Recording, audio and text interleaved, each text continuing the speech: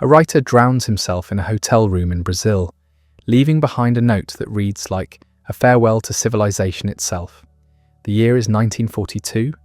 His name is Stefan Zweig, and at the moment of his death, he is arguably the most famous German language author alive. Yet today, most people have never heard of him. How does the most celebrated writer of his generation vanish so completely from memory? The answer lies not in what he wrote, but in what he witnessed. Stefan Zweig spent his life building bridges between cultures, only to watch nationalism tear down everything he believed in. His story is the story of Europe's brightest moment and its darkest hour. Vienna, 1881. The city gleams like a jewel box at the heart of an empire that stretches from the Alps to the Adriatic. The Austro-Hungarian Empire is a patchwork of nations, languages, religions, somehow held together by the glue of Habsburg bureaucracy and coffeehouse culture. Into this world, on November 28th, Stefan Zweig is born. His family is Jewish, but not religious, wealthy, but not aristocratic. They represent a particular class that flourished in Vienna at the turn of the century. The assimilated bourgeoisie, people who considered themselves Austrian first, Viennese second, and Jewish a distant third. His father, Moritz Zweig, made a fortune in the textile industry, not through inheritance or nobility, but through work. His mother, Ida, came from an even wealthier banking family in Italy. The apartment where Stefan grows up sits on Schottenring, one of the grand boulevards that circle Vienna's inner city. High ceilings, oil paintings, servants moving silently through carpeted rooms. It's comfortable, but there's something sterile about it. His mother runs the household with Germanic efficiency. Everything has its place. Emotions are kept in check. The family attends temple on high holidays, more out of social obligation than belief. Young Stefan is a sensitive child, bookish, prone to daydreaming. His parents want him to be respectable, a lawyer perhaps, or a banker, something solid and bourgeois. He has other ideas. School bores him. The gymnasium, Vienna's elite secondary school, operates on rote memorization and rigid discipline. Students sit in rows reciting Latin declensions, copying mathematical formulas, never questioning. The teachers are martinets who mistake authority for wisdom. Stefan endures it, but his real education happens elsewhere. At 14, he discovers the Berg Theatre. Vienna's Imperial Theatre becomes his obsession. He attends performances multiple times a week, sometimes seeing the same play repeatedly. He memorizes entire scenes, studies the actors' gestures, their vocal inflections. Theatre offers what his sterile home life lacks: passion, drama, the full spectrum of human emotion played out under gaslight. Then comes a different awakening. He's 16 when he first visits the Prater, Vienna's famous amusement park, not for the rides but for what lies beyond them. In the cafes and side streets, he encounters a world his parents never speak of: prostitutes, artists, bohemians, people who live outside the rigid rules of bourgeois respectability. It terrifies and fascinates him in equal measure. His parents notice the change. The boy who once came straight home from school now disappears for hours. They find poetry hidden in his room, verses about longing, about beauty, about death. It's embarrassing. What will people think? But here's what they don't understand. Vienna itself is changing. The city in the 1890s is undergoing a cultural explosion that will reshape Western civilization. Sigmund Freud is developing psychoanalysis just a few streets away. Gustav Klimt is revolutionizing painting. Arnold Schoenberg is demolishing musical convention. Arthur Schnitzler is writing plays that expose the sexual hypocrisy of Viennese society. Stefan wants desperately to be part of this world. At 18, he enrolls at the University of Vienna to study philosophy and literature. His parents are relieved. It's respectable enough, and surely this literary phase will pass. It doesn't pass. By his second year, Stefan is publishing poems in the Neue Freie Presse, Vienna's most prestigious newspaper. They're not great poems, derivative of the French symbolists he admires, but they're competent. More importantly, they get him noticed. He starts attending literary salons. These gatherings, held in the apartments of wealthy patrons, are where Vienna's intellectual elite congregate. Writers, journalists, artists, composers, all crammed into smoke-filled rooms, arguing about aesthetics and politics until dawn. Stefan, youngest in the room, mostly listens. He's absorbing everything. One evening, he meets Hugo von Hofmannsthal. Hofmannsthal is only 6 years older than Stefan, but he's already famous, a poetic prodigy who published his first masterpiece at 16. He's everything Stefan wants to be: elegant, sophisticated, connected to Europe's literary networks. They become friends, and Hofmannsthal opens doors. Through these connections, Stefan begins corresponding with writers across Europe. Not just German writers, but French, Italian, Belgian, Russian. He teaches himself languages with obsessive dedication. By his mid-20s, he's fluent in French, English, and Italian, with reading knowledge of Spanish and Portuguese. Why this hunger for languages, for connection? Stefan is developing a philosophy that will define his entire life. He believes that art transcends national boundaries, that culture is what unites humanity, that writers and artists form a kind of invisible republic that matters more than the artificial divisions of nation-states. In 1902, he takes his first major trip abroad, not to Germany or France, but to Belgium, to meet Emile Verhaeren, a poet he admires. Verhaeren is older, established, living in a farmhouse outside Brussels with his wife. He welcomes the young Viennese writer warmly. They spend days walking through the Belgian countryside, talking about poetry, about the role of the artist in society. Verhaeren introduces Stefan to other Belgian writers, to French writers visiting Brussels. Stefan is building his network, his republic of letters. When he returns to Vienna, something has shifted. The city suddenly feels provincial, suffocating. He's tasted the wider world, and his hometown no longer satisfies. He completes his doctorate in 1904 with a dissertation on Hippolyte Taine, a French philosopher-historian. The dissertation is competent, but uninspired. Stefan doesn't care. He has no intention of becoming an academic.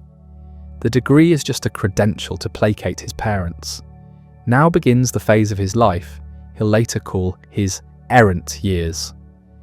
Between 1904 and 1914, Stefan becomes a perpetual traveller. He visits Paris, London, Spain, Italy, North Africa. He's not wealthy enough to be a pure dilettante, so he supports himself through journalism, writing cultural dispatches for Viennese and German newspapers. In Paris, he meets Romain Rolland, the French novelist and pacifist who will become the most important friendship of his life. Roland is 14 years older, already an established writer. They meet at a literary gathering, and something clicks immediately. Both men share a belief in the transnational power of culture, in art as a force that can overcome national hatreds. Roland is working on a massive novel cycle, Jean-Christophe, about a German musician living in France. The entire project is built on the idea that French and German cultures, despite political tensions, are fundamentally complementary. Stefan is electrified by this vision. They begin corresponding regularly. Long letters, sometimes 20 pages, dissecting books, discussing politics, analysing the cultural currents of Europe. For Stefan, Roland becomes a kind of spiritual mentor, the older brother he never had. But there's a tension growing beneath the glittering surface of Belle Epoque Europe. Germany is rising, challenging British naval supremacy. The Balkans are a powder keg of nationalist movements. The Ottoman Empire is collapsing. France wants revenge for its humiliation in 1871. Everyone can feel something building, but most people push it out of their minds. Stefan certainly does. He's too busy with his own projects. In 1911, he publishes his first significant success, a play called Tersites. It's performed at the Burg Theatre, the same venue where he sat as a starstruck teenager. Critics are respectful, if not ecstatic. More importantly, it establishes him as a serious writer, not just a journalist and translator. He's also becoming known for his translations. He translates Baudelaire, Verlaine, Verhaeren into German. His translations are more than technically competent. They're works of art in themselves, capturing not just the meaning, but the music of the original poetry. German readers encounter French poetry through Stefan's sensibility, and he becomes a crucial bridge between the two cultures. By 1913, Stefan has achieved what he set out to do. He's financially independent through his writing. He's connected to the major literary figures across Europe. He has a reputation as a cosmopolitan intellectual, a citizen of Europe, rather than just Vienna. His parents, who once worried about his bohemian tendencies, now brag about their son, the writer. He moves out of his parents' apartment and into his own place in Vienna, not too far away, still respectable, but his own. He fills it with books, manuscripts, artworks. He's building the world he wants to live in. The summer of 1914 arrives bright and warm. Stefan is planning another trip, this time to Russia. He wants to meet Maxim Gorky to see the literary scene in St. Petersburg.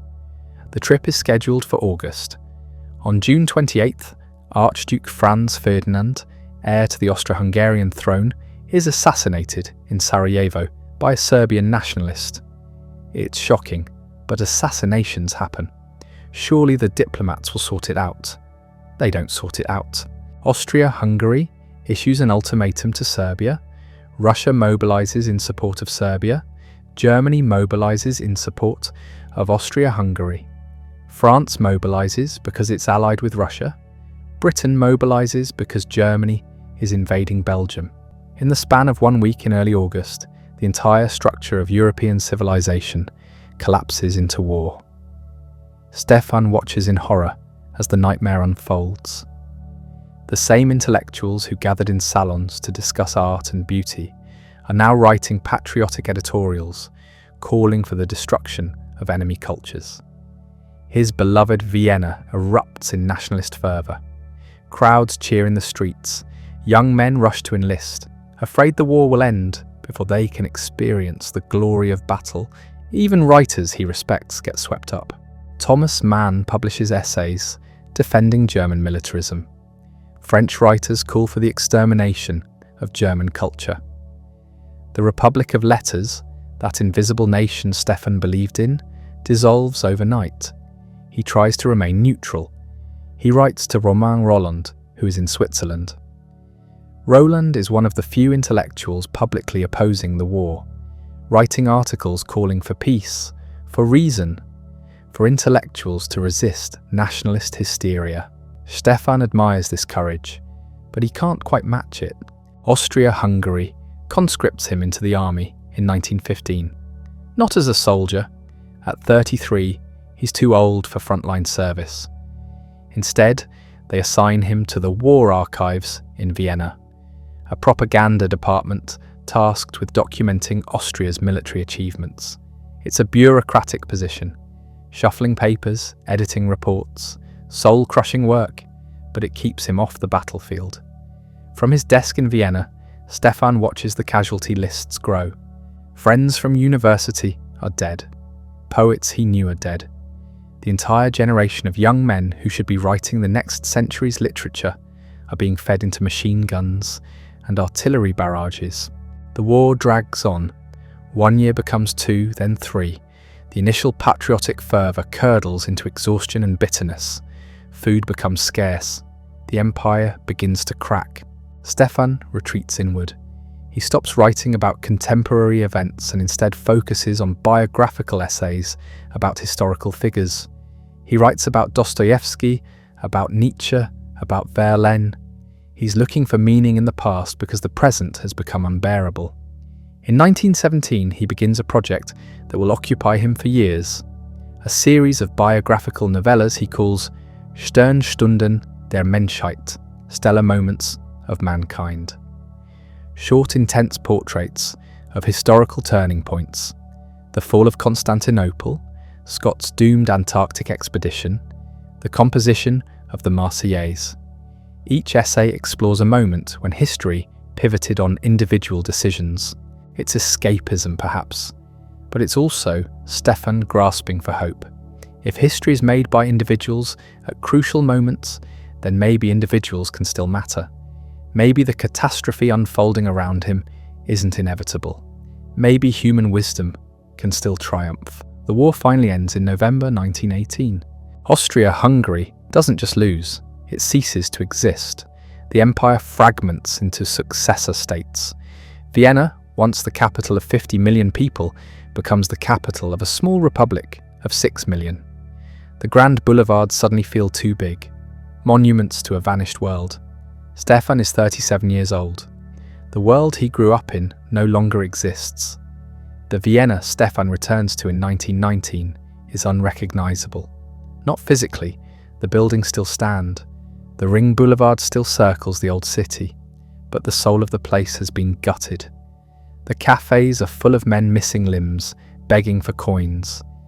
Widows in black crowd the streets. Inflation is beginning its crawl toward hyperinflation. A coffee that cost 1 crown before the war now costs 10, then 100, then 1,000. The Austro-Hungarian currency is worthless. People wallpaper their apartments with banknotes. It's cheaper than actual wallpaper. Stefan's savings, carefully accumulated over years of writing, evaporate. The financial security he'd built dissolves into meaningless paper. But he's luckier than most. His books still sell. Translations bring in foreign currency, Swiss francs and British pounds that hold their value. He throws himself into work with manic energy. Writing becomes his refuge, the only thing he can control. Between 1919 and 1922, he publishes, at an astonishing rate, biographical essays, short stories, novellas, translations. He's trying to rebuild through words the civilization that collapsed through violence. His biography of Romain Rolland appears in 1921. It's more than literary criticism. It's Stefan's manifesto for the post-war world. Rolland represents everything Stefan believes intellectuals should be: cosmopolitan, pacifist, committed to humanity rather than nation. The book becomes a bestseller in Germany and Austria, resonating with readers exhausted by nationalism. Then something shifts.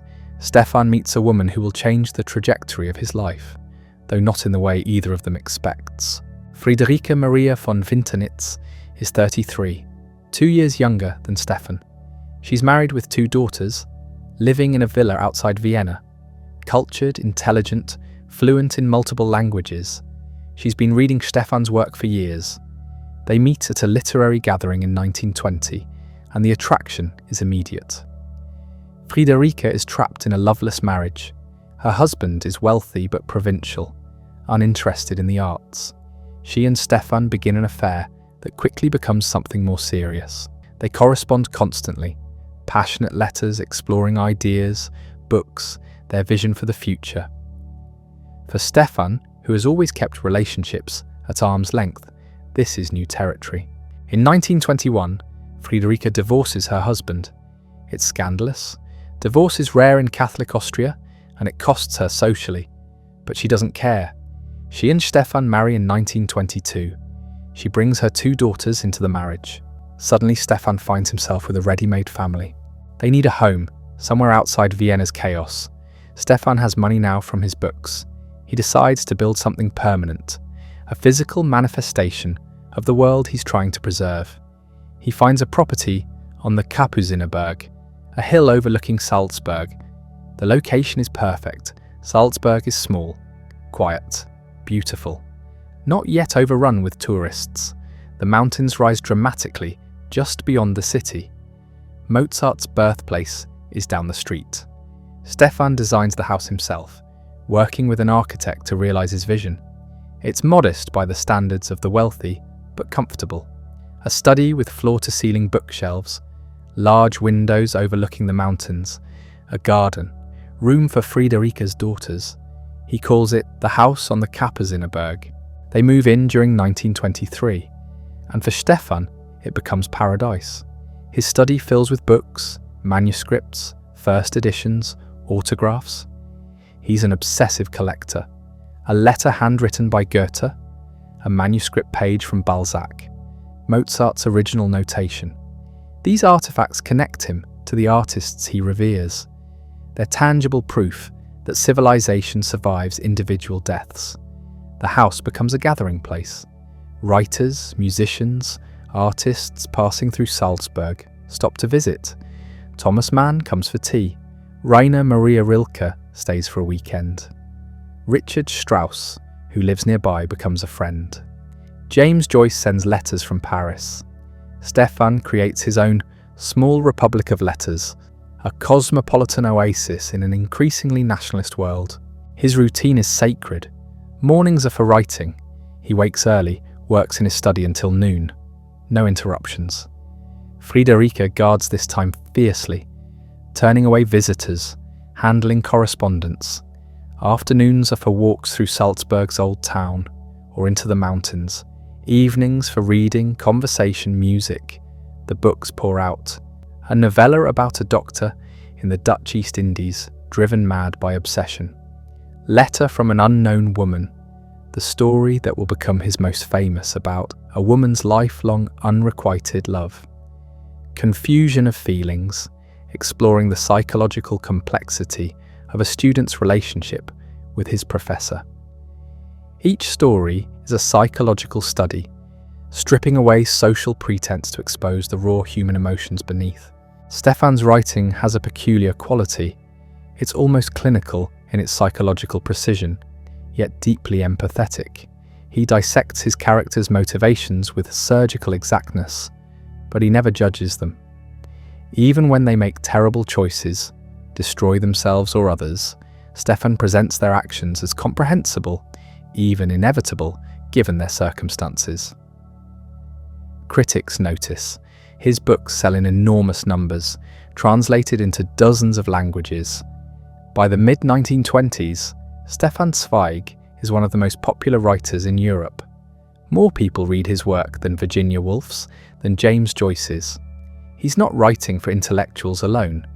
He's writing for the educated middle class, the people who buy books at train stations, who discuss literature over dinner. This popularity makes some literary critics suspicious. Can anything so widely read be truly great? Stefan is dismissed by some as a middlebrow writer, too accessible to be serious. He doesn't care. He's not writing for posterity. He's writing for people living now, trying to understand their own lives. The money flows in. Royalties from Germany alone make him wealthy. He invests carefully, diversifying across currencies and countries. He remembers the hyperinflation, the lesson that money in one place can vanish overnight. Swiss banks, British bonds, American stocks. He's building security across borders, but there's an emptiness at the centre of the success. The marriage to Friederike, passionate at first, begins to cool. They're fundamentally mismatched. Friederike is practical, organised, social. She loves hosting guests, managing the household, arranging Stefan's professional life. She's an excellent secretary wife for a famous author. Stefan increasingly finds this suffocating. He doesn't want to be managed. The social obligations, the constant stream of visitors, the expectation that he'll be charming and engaged, it exhausts him. He's fundamentally solitary. He needs silence, space, time alone with his thoughts. They don't fight. That would be too direct. Instead, Stefan withdraws. He travels more frequently, lecture tours that stretch for months. Paris, London, New York, Buenos Aires. He tells himself it's professional necessity, but really he's escaping. The house on the Kapuziner, his paradise, has become a cage. During these travels, he collects more artifacts, more autographs. In Paris, he acquires a manuscript page from Beethoven's Appassionata Sonata. In London, a letter from Blake. Each purchase is an attempt to grasp something permanent, something that transcends the messy impermanence of his personal life. He meets Arturo Toscanini, the conductor, in New York. They become friends, bonding over music and their shared cosmopolitanism. Toscanini is Italian, but refuses to perform fascist anthems, even as Mussolini's power grows. Stefan admires this courage, though he can't quite emulate it. Back in Salzburg, Friederike grows resentful. She's given up her independence for this marriage, raised her daughters in Stefan's household, managed his career, and he's barely there, always travelling, always distant, even when physically present. She begins to suspect there are other women during his travels. She's probably right. The 1920s are supposed to be a recovery, a return to normalcy after the war. The League of Nations is founded. The Locarno Treaties promise peace. The global economy grows, art flourishes. Berlin becomes a centre of avant-garde culture. Paris hosts the lost generation of American writers.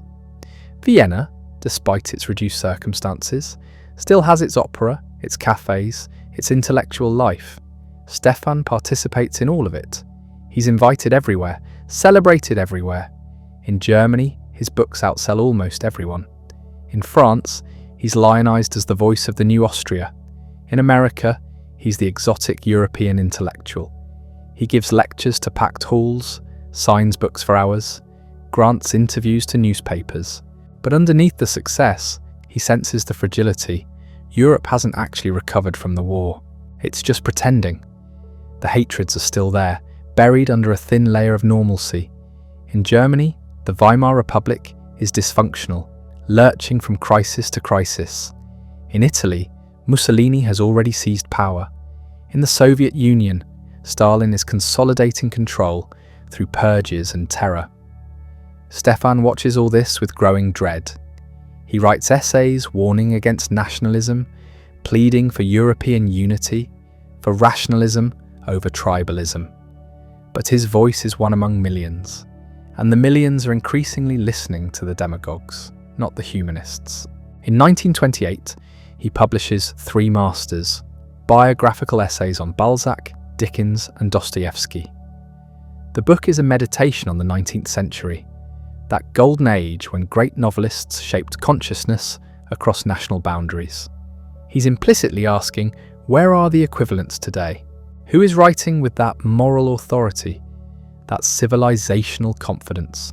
He can't answer his own question. Modernism has fractured literature. Joyce is writing incomprehensible experiments. Kafka's nightmares are brilliant but dark. Thomas Mann is growing more pessimistic with each book. The great synthesizing voices are gone, replaced by fragmentation and uncertainty. Stefan's own work reflects this. His stories get darker. 24 Hours in the Life of a Woman explores gambling addiction and self-destruction. The Invisible Collection describes a blind man whose family has secretly sold his art collection, leaving him clutching worthless reproductions. The endings are rarely happy, yet he keeps writing, keeps travelling, keeps collecting his manuscripts and autographs. It's compulsive now. In his study, the shelves overflow with artifacts. He knows where each item came from, can tell you the story behind every acquisition. This manuscript page was purchased from a dealer in Prague. That letter was a gift from a collector in Brussels. Friederike watches him arrange and rearrange his collection, and she understands. He's building an ark, not for survival, but for memory. If civilization collapses again, these fragments will remain. Proof that beauty existed, that humans created something beyond violence and stupidity. The marriage continues, loveless but functional. They're partners in managing Stefan Zweig's career, his reputation, his legacy. They host dinners, they travel together occasionally. They maintain the appearance of a literary marriage. But there's no intimacy, no real connection. Stefan buries himself deeper in work. He begins a massive project, biographies of historical figures who fascinated him. Mary, Queen of Scots, Marie Antoinette, Erasmus of Rotterdam.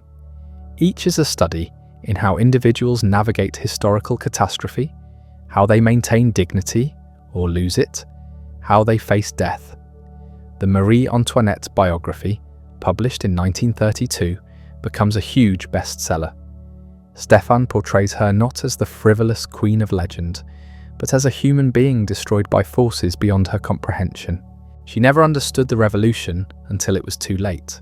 She kept believing that reason would prevail, that her rank would protect her, that the old order would reassert itself. Readers recognize the parallel. Europe in the 1930s is Marie Antoinette in 1792, sleepwalking toward catastrophe, refusing to see what's coming. And what's coming is unmistakable now. In 1933, Adolf Hitler becomes Chancellor of Germany. Within months, the Weimar Republic is dismantled. Books burn in Berlin's streets. Jewish authors are banned. The Gestapo begins operating. Concentration camps open for political prisoners. Stefan is Jewish, not religious, barely cultural. His family converted to Protestantism generations ago. He's never set foot in a synagogue, but none of that matters anymore. In the new racial laws, he's Jewish. His books, bestsellers across Germany for 2 decades, are pulled from stores. The catastrophe he's been dreading, writing about, warning against, has arrived. Austria feels safe at first. The Nazis haven't crossed the border. Salzburg remains peaceful, almost defiant in its calm.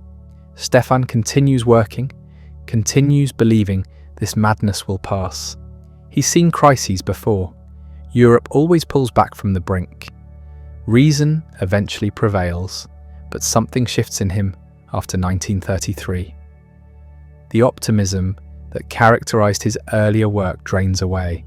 He starts a new project, a biography of Erasmus, the Renaissance humanist who tried to moderate between Catholics and Protestants during the Reformation. Erasmus failed. The moderates always fail when fanatics control the streets. Stefan identifies completely with his subject. Both are cosmopolitan intellectuals. Both believe in dialogue over violence.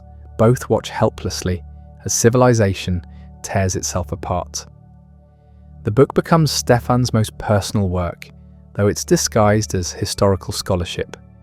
He writes about Erasmus fleeing from city to city as the Reformation turns violent, about watching his books burned by both sides, about dying in exile, his dream of European unity shattered. The parallel is obvious to anyone paying attention. Stefan Zweig is writing his own future. Friends urge him to leave Austria. Get out while you can. Go to England, to America, anywhere but Central Europe. He refuses. This is his home. His books line these shelves. His manuscripts fill these cabinets. How do you pack a life? Besides, he's famous, internationally celebrated. Surely that counts for something. Surely the Nazis wouldn't dare touch Austria's most distinguished author. This is magical thinking, and part of him knows it. But admitting the truth means abandoning everything. So he works. He keeps his head down. He tells himself it will pass. In 1934, Austrian Nazis attempt a coup. They murder Chancellor Dollfuss in his office. The putsch fails, but the message is clear. Austria's independence hangs by a thread. The country is surrounded by hostile forces. Germany to the north, fascist Italy to the south. No allies, no protection. Stefan travels more frequently now, always with the excuse of research or lectures. Paris, London, New York. Each trip lasts a bit longer. Each return to Salzburg feels more temporary. He's testing exile, trying it on, like an uncomfortable coat. In London, he reconnects with the European refugee community forming there. Thomas Mann is already gone from Germany. Bertolt Brecht has fled. The list grows monthly. Publishers, writers, musicians, artists, the entire intellectual class of German-speaking Europe is scattering. They meet in cafes and boarding houses, speaking German in hushed voices, sharing news from home. Who's been arrested? Whose books are banned? Which theatres are closed? It's a litany of loss, and Stefan listens with growing dread. He meets a young woman named Lotte Altmann at one of these gatherings. She's his secretary's niece. 27 years old, dark-haired, quiet. She fled Germany in 1933 when it became clear what was coming. No hesitation, no looking back. She just left. Stefan is fascinated by this decisiveness. He spent 3 years deliberating, weighing options, hoping for reprieve. She simply acted. They begin talking, then corresponding. She types some of his manuscripts. The relationship remains proper, professional, but something is stirring. Back in Salzburg, Friederike notices the change. Stefan is distant, distracted. The marriage has been dead for years, but now he's not even pretending. They discuss divorce, civilized, rational. They'll remain friends, she'll keep the house. He'll provide support. It's all very European, very mature. Except it's also an evacuation plan. Cutting ties, reducing obligations, preparing for flight. In 1936, Stefan travels to South America on a lecture tour. Brazil, Argentina, Uruguay. He's astonished by the reception. Thousands attend his talks. His books are bestsellers there too. People treat him like royalty, this Austrian Jew who writes novellas about chess and invisible collections. Brazil especially captivates him. The warmth, the optimism, the sense of possibility. It's everything Europe no longer is. He meets the president. He's feted at banquets. He wanders Rio's streets anonymed and free in a way impossible back home. For a moment he considers staying, just not returning, starting over in this new world where his Jewishness doesn't matter, where people read his books without asking about his bloodline. But his manuscripts are in Salzburg, his collection, his entire archive. He can't abandon it. So he returns, even as the walls close in. In 1937, Austria's situation deteriorates further. The government lurches toward authoritarianism, trying to stave off Nazi annexation by becoming Nazi-like itself. Jewish professionals face increasing restrictions.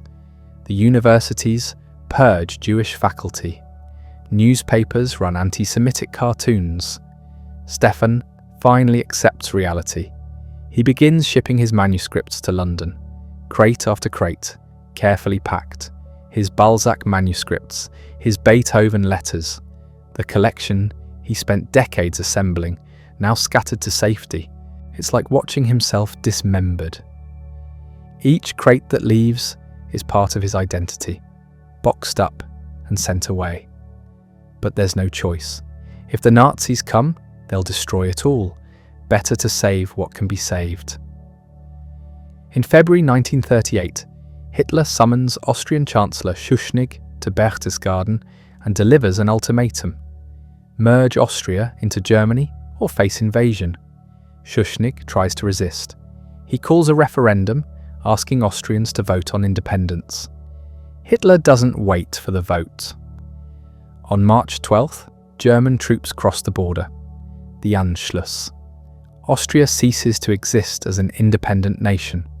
It's now Ostmark, the eastern province of Greater Germany. Stefan is in London when it happens. He watches newsreels of Hitler's motorcade entering Vienna. The crowds cheering, arms raised in salute. Austrians welcoming their conquerors with flowers and Nazi flags. He can't return now, ever. The house in Salzburg, the city where he lived for 15 years, is enemy territory. Friederike will handle closing it up, salvaging what she can. But his life there is finished. The divorce is finalised.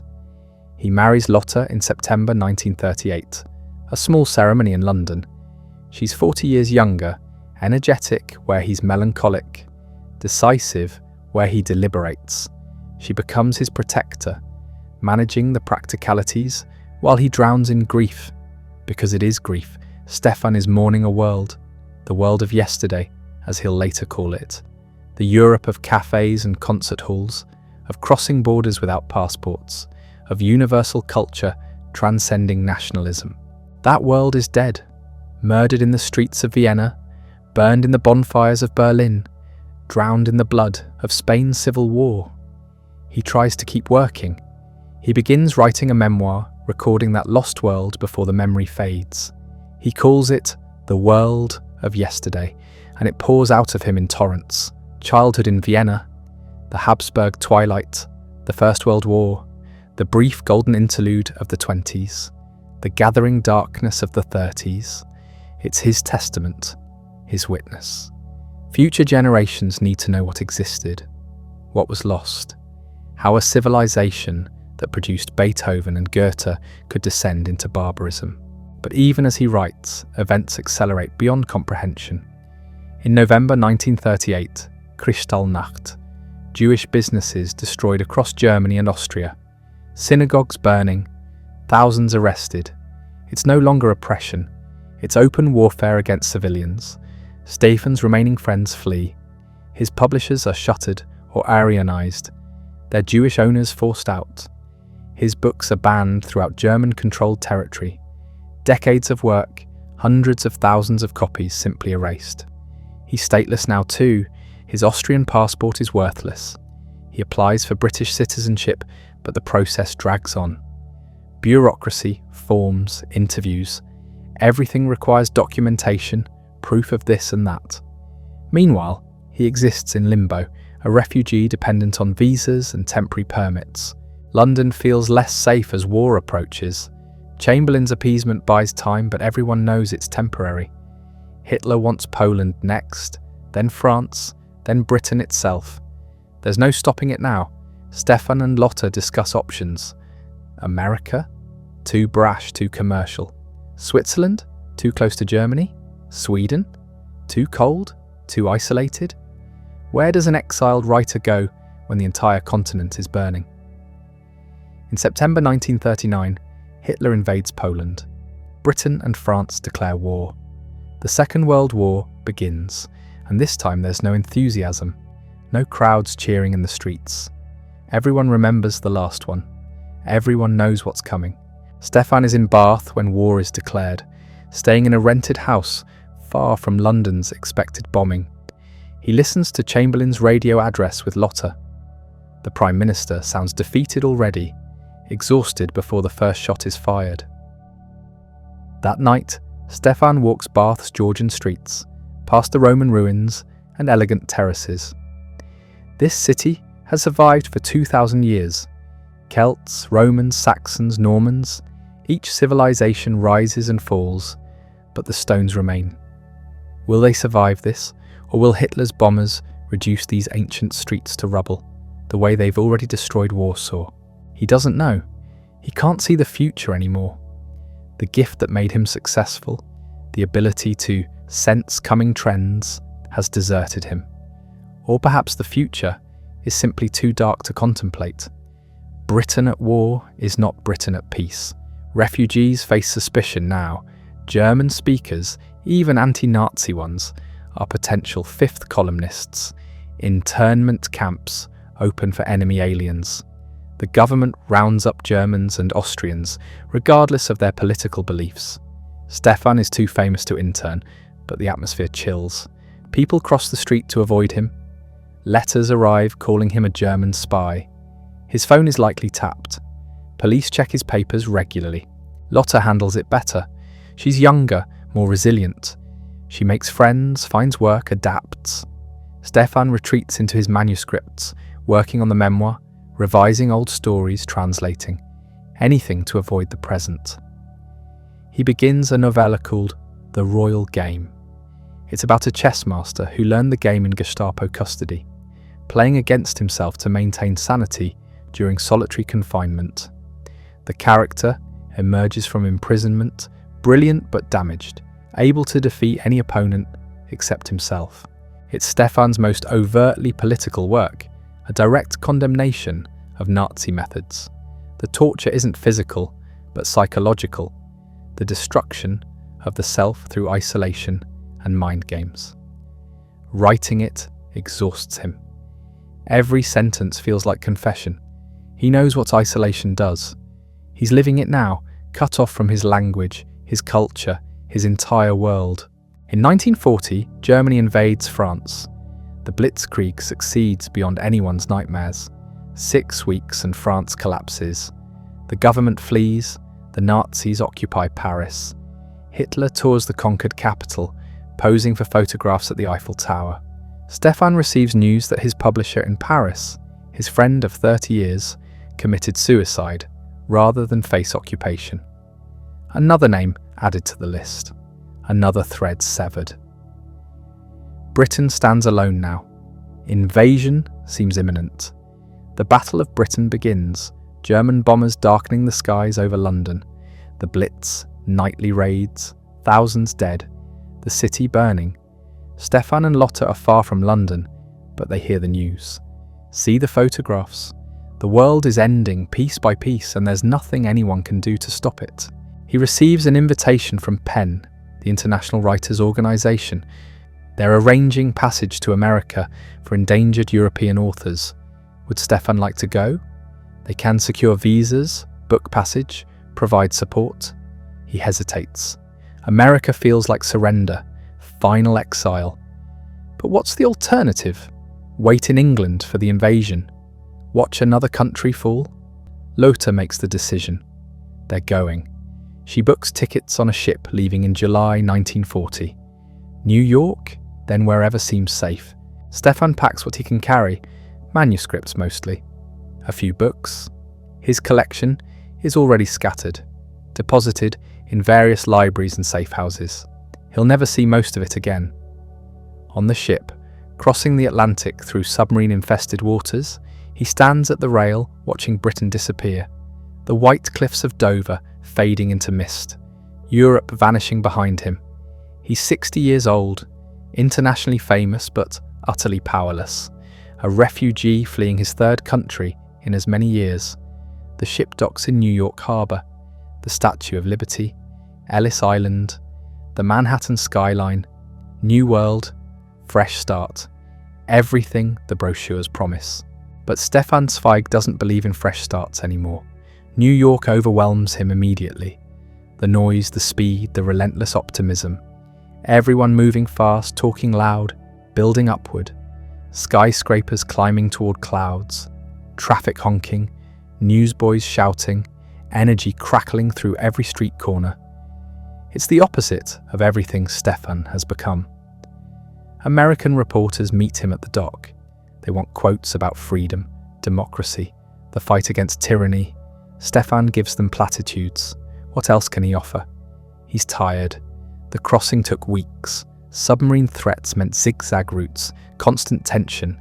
He needs rest, not interviews. But America doesn't rest. The literary world embraces him. Dinners, receptions, speaking engagements. Publishers want new books. Universities offer positions. Everyone wants a piece of the famous European exile. The tragedy makes him marketable. Refugees are fashionable now. Proof of America's generosity. Stefan smiles through it, shakes hands, signs contracts. Inside he's screaming. Lotte tries to build a life. She finds an apartment, makes connections, learns the subway system. She's good at this, at adapting. Stefan watches her navigate this new world with something like envy. He can't do it. Every conversation feels false. Every smile requires effort he doesn't have. The world of yesterday sits in manuscript form. His publisher wants revisions. Make it more hopeful, they suggest. Americans don't want pessimism. Give them resilience, rebirth, the phoenix rising. Stefan refuses. The book isn't about hope. It's a eulogy. You don't revise eulogies to make mourners feel better. Letters arrive from Europe. Fewer now. The ones that get through carry worse news each time. Friends arrested. Colleagues vanished. His brother Alfred writes from occupied territory. Words carefully coded to avoid censors. Everything's fine, he says. Don't worry. Stefan knows what fine means. It means terror. It means waiting. He accepts speaking engagements because they pay. Universities, literary societies, women's clubs. He talks about European culture, about the civilization now burning. Audiences applaud. They appreciate his accent, his old world charm. They don't understand what he's telling them. How could they? Their cities aren't rubble. Their families aren't missing. At Columbia University, a professor introduces him as a beacon of hope. Stefan almost laughs. Beacon of what? He's a ghost describing a vanished world to people who never knew it existed. After the lecture, students ask questions. Will Europe recover? Will culture survive? Stefan tells them what they want to hear. Yes, of course. Eventually. But he doesn't believe it. The nights are worst. Lotta sleeps. Stefan walks. New York never stops, which helps. At 3 a.m, diners stay open. Streets stay lit. He walks for hours, block after block, watching a city that believes in tomorrow. The contrast suffocates him. He starts the chess novella again. The royal game. Writing it in England felt impossible. Writing it here feels necessary. The story of a man destroyed by isolation, by being cut off from everything that made him human. Stefan knows this man. He is this man. The chess master in the story, Dr. B, was imprisoned by the Gestapo. Months in solitary confinement. No charges, no trial, just psychological torture through absolute emptiness. To survive, he stole a chess manual, memorized it, began playing games in his mind, hundreds of games, thousands, playing both sides against himself until he couldn't tell which side was which. By the time they released him, he'd gone mad. Brilliant but shattered. Stefan writes it quickly, weeks not months. The words pour out because they're not fiction. Every description of isolation, every detail of psychological collapse comes from lived experience. Not Gestapo cells, but the prison of exile. The torture of being cut off from your language, your culture, your entire identity. Publishers love it. Finally, they say, contemporary Zweig. Political, relevant, anti-Nazi. They don't see what Stefan sees. It's not anti-Nazi. It's anti-everything. It's about what the world does to people. Any world. Every world. Meanwhile, Europe continues burning. Germany invades Russia in June 1941. The Wehrmacht drives east, swallowing territory, killing millions. The scale becomes incomprehensible. Stefan reads casualty numbers that mean nothing because numbers that large don't mean anything. 1,000 deaths is tragedy. 1 million is statistics. Stalin supposedly said that. Stefan doesn't know if it's true, but it feels true. America inches toward war. Pearl Harbor happens December 1941. Suddenly America's in it. The arsenal of democracy, Roosevelt called it. Factories retool. Young men enlist. The whole country mobilizes. Energy Stefan saw in New York spreads everywhere. Purpose, direction, certainty. Stefan feels none of it. He's 60 now. Too old for purpose. America's war is justified. Probably necessary, but it's still war. Still death and destruction, and civilization eating itself. Different uniforms don't change that. Lotta suggests leaving New York. Too crowded, too fast. They need somewhere quiet. A friend mentions Brazil. No war in South America. Distance from everything. Peaceful. Stefan agrees immediately. Distance sounds perfect. They arrange visas, book passage. The journey takes weeks. Ship to Rio de Janeiro, then smaller vessel along the coast. They settle in Petropolis, a mountain town outside Rio. German immigrants established it decades ago. Neat houses, orderly streets, European feel. Exile community. People like them. Displaced and grieving. The town is beautiful. Mountains, forests, clean air, quiet. Everything New York wasn't. Stefan rents a small house. White walls, tile roof, garden. Lotta decorates, makes it home. Stefan tries to work. The royal game publishes to acclaim. Reviews call it a masterpiece. His best work in years. Proof he still has it. Sales are strong. Letters arrive praising his courage, his insight, his continued relevance. Stefan reads them and feels nothing. He starts new projects, tries anyway. An essay about Montaigne, a short story about exiles, notes for another novella. Nothing connects. The words come out dead. He revises obsessively, changing sentences that don't need changing, seeking perfection that doesn't exist. The World of Yesterday finally publishes. February 1942. The memoir of a vanished civilization. Critics praise it, readers embrace it. It becomes his testament, the book he'll be remembered for. Stefan doesn't care. The book is finished. That world is finished. What's left? Letters from Europe stop almost entirely. The few that arrive are months old, routed through neutral countries, heavily censored. His brother Alfred writes less. The coded messages grow darker. Things are difficult, he says, very difficult. Then nothing. Silence. Stefan knows what silence means. He doesn't need confirmation. The facts are available. Reports from occupied territories, witness accounts, the systematic destruction of everything. Camps, deportations, the machinery of annihilation running at full capacity. Numbers too large to comprehend. His publisher wants another book. Anything.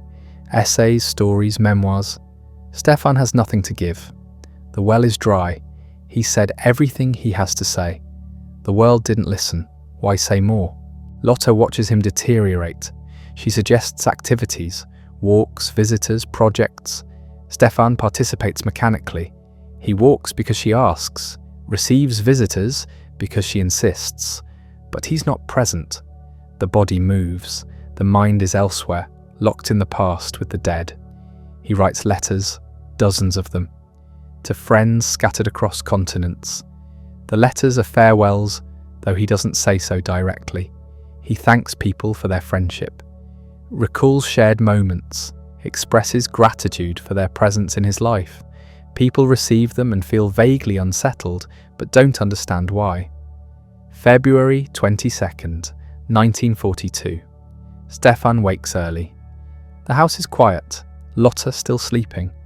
He sits at his desk, the same desk where he wrote The Royal Game, where he finished the memoir. He takes paper, writes carefully. The note is brief. He explains his decision calmly, rationally. The world he loved is destroyed. He has no strength to rebuild. Better to leave with dignity than fade into irrelevance. He's grateful for everything, regrets nothing except the timing. Born too late to enjoy the Golden Age's peak, too early to see what comes after. Caught in the middle. A man of yesterday in a world that belongs to tomorrow. He writes a second note, instructions, practical matters, manuscripts to certain publishers, letters to certain friends. His library, what remains of it, to various institutions. Everything organised, nothing left to chance. He prepares carefully, lays out clothes, arranges papers, makes the bed, small courtesies to whoever finds them. Then he calls Lotte. They talk quietly. She doesn't argue, she understands. They've discussed this before, in abstract terms. Now it's concrete. She agrees she'll go with him. They've been together through everything else. Why not this? They take the barbiturates together. Doctor prescribed them for sleep. Enough accumulated over months, more than enough.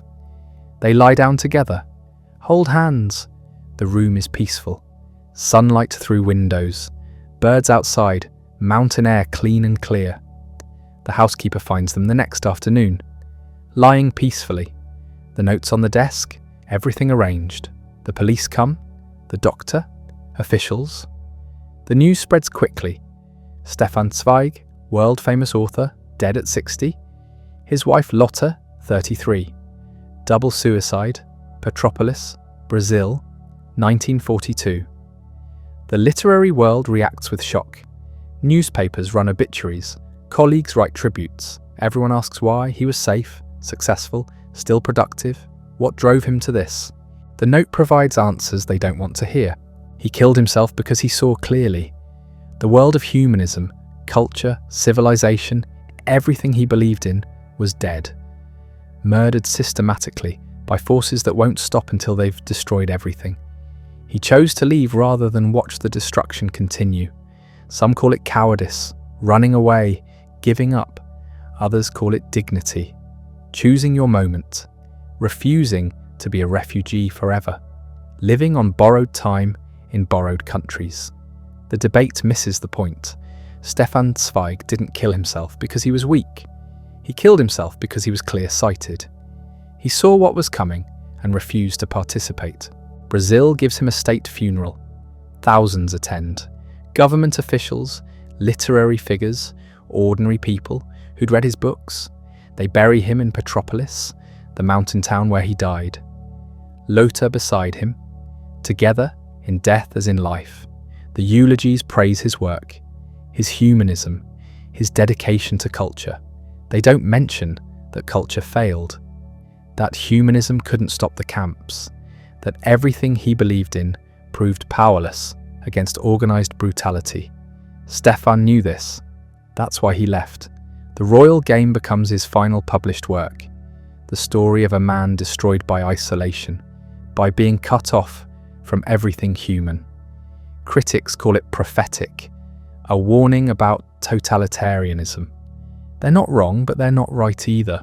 It's not about totalitarianism.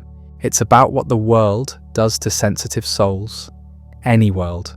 This world. His papers scatter. Some go to universities, some to archives, some disappear. The collection he spent decades building, the library of rare books and manuscripts, sells at auction. Pieces going to different collectors, different countries. The unified whole fractured, like Europe itself. The world of yesterday remains his testament. The book everyone reads to understand what was lost. It describes a civilization that believed in progress, reason, culture. A world where borders meant nothing and ideas flowed freely.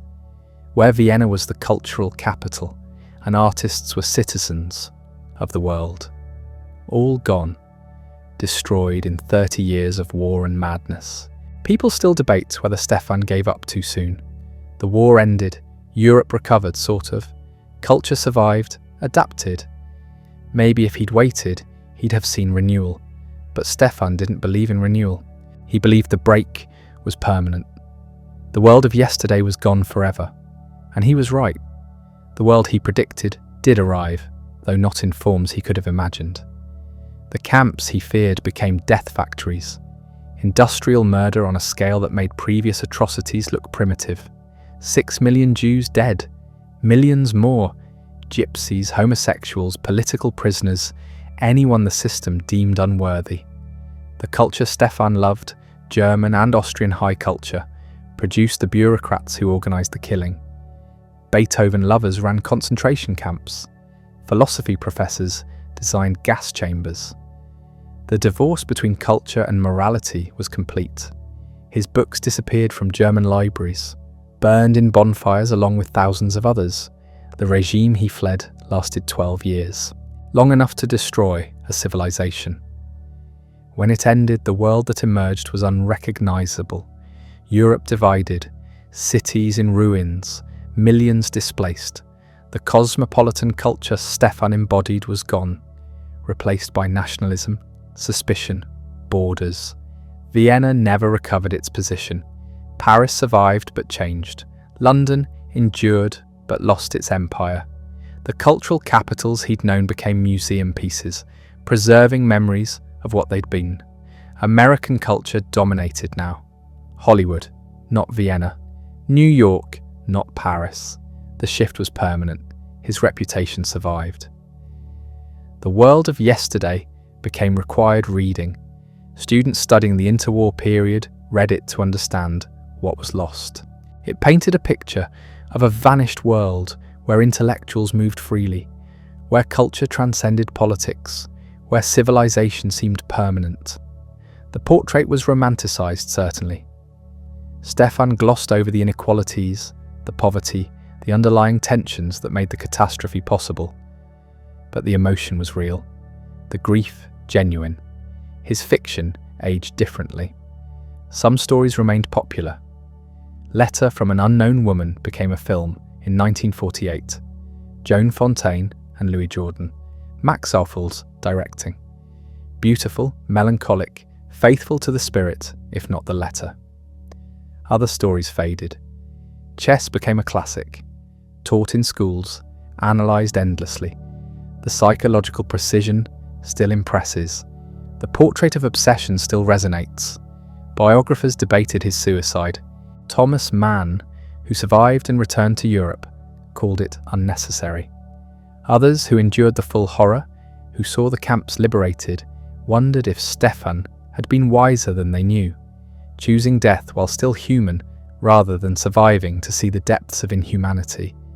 Lota's role troubles people. She was 33, her whole life ahead. Did Stefan convince her, coerce her? The notes suggest otherwise. Her decision, stated clearly. But the age difference, the dependency, the circumstances. Questions remain. Some see tragedy, others see devotion. The truth probably contains both. Their graves in Petropolis attract visitors, literary pilgrims making the journey. The cemetery is quiet, well-maintained, mountain views, peaceful. The irony is obvious. He travelled the world seeking safety and died in a place he barely knew. But maybe that's fitting. The rootless cosmopolitan belonging nowhere, buried in Brazil. The house where they died became a museum eventually, preserved as it was. Visitors walk through the rooms, see the desk where he wrote, the bedroom where they died. The guide explains the context, the war, the exile, the decision. Most visitors leave quietly, thoughtfully. Some cry. His work on Balzac remained unfinished. The manuscript existed in fragments. Notes, drafts, research. No one completed it. The definitive study of the writer Stefan, most admired, stayed locked in potential. Another casualty of the catastrophe. The networks he built, the connections between writers and intellectuals across Europe, those dissolved. The war killed some, exile scattered others, the post-war world operated differently, the informal republic of letters he'd inhabited ceased to exist, replaced by academic institutions, official cultural programs, government-funded exchanges, bureaucratized, formalized, nothing like the spontaneous friendships Stefan had known. Friederike survived the war in America. She never remarried, spent her remaining years preserving Stefan's legacy, working with publishers, granting interviews, defending his reputation. She died in 1971. The daughters she'd raised mostly avoided the spotlight. Their father's fame was burden enough. The irony of Stefan's pessimism is that culture did survive. Not his culture, not the cosmopolitan European humanism he embodied, but something survived. Books continued being written, music composed, art created, different certainly. Marked by trauma, aware of darkness in ways the pre-war world hadn't been, but alive. Would Stefan have appreciated post-war culture? Hard to say. Kafka, whom he'd known and admired, became canonical. The absurdists he might have understood. Existentialism's confrontation with meaninglessness he'd have recognized. But the fragmentation, the deliberate ugliness, the rejection of beauty as a value, these would have troubled him. He believed art should elevate, should offer consolation, should connect us to something higher. Post-war art often aimed to disturb, to confront, to deny consolation. The shift reflected the world's education in horror. Beauty seemed obscene after Auschwitz. Harmony felt like a lie. The culture Stefan loved couldn't survive what it had witnessed. Yet his work endures precisely because it preserves that lost sensibility. Reading Stefan now is entering a time capsule. His prose style, elegant and flowing. His psychological insight, deep and compassionate. His belief in culture's value, unironic and complete. These feel foreign to contemporary readers, which makes them valuable. A reminder that other ways of being existed. The debate about his suicide continues. Every generation reassesses. Some see weakness, the prosperous author who couldn't handle discomfort. Others see clarity, the sensitive soul who recognized when the world no longer had space for people like him. Neither view captures everything. What's undeniable is the loss. Stefan at 60 could have written for another decade. More novels, more biographies, more cultural commentary. His perspective on the post-war world would have been fascinating. His horror at the revelations from the camps, his thoughts on reconstruction, his view of the Cold War's new divisions, all lost. The counterfactual is painful. If he'd waited 3 more years, the war would have ended. He could have returned to Europe, witnessed the rebuilding, perhaps found renewed purpose, but this assumes facts not in evidence. Stefan's despair wasn't just about the war, it was about the collapse of everything he believed in. The war's end didn't restore that world, it confirmed its destruction. His final act was control. One thing the refugee possesses. They can't control borders, visas, persecution, war, but they can control the manner and timing of their exit. Stefan chose his moment, on his terms, with dignity. That mattered to him. The ripple effect spread wider than expected. His suicide affected other exiles. Some found it demoralizing. If Stefan Zweig couldn't make it, what hope for the rest? Others found it clarifying, a line they wouldn't cross, determination to survive, to witness, to testify. The negative example pushing them forward. Thomas Mann's public criticism of the suicide was harsh but perhaps necessary. Mann needed to believe survival mattered. That witnessing the catastrophe and living to tell about it served a purpose. Stefan's surrender threatened that belief. So Mann condemned it, defended endurance, insisted on hope. Self-protection disguised as moral judgment. The younger generation of writers, those who came of age during or after the war, viewed Stefan differently. To them, he represented the failure of liberal humanism, the culture that couldn't stop fascism, the belief in reason and civilization that proved powerless against organized barbarism. His suicide confirmed what they already suspected. That worldview was dead. But this judgment is unfair. Stefan didn't claim culture could stop fascism. He claimed culture was valuable. That beauty mattered. That human connection transcended politics. The fact that these things couldn't prevent catastrophe doesn't make them worthless. It makes them more precious, fragile things worth protecting. His feminism, always present but never strident, deserves recognition. His female characters have interior lives, agency, complexity, unusual for the period. He wrote to women as fully human, not as objects or symbols. The unknown woman has more psychological depth than her beloved. The chess player's mother is more than background. This wasn't accidental. His treatment of Jewish identity was complicated. He didn't deny it, but didn't center it.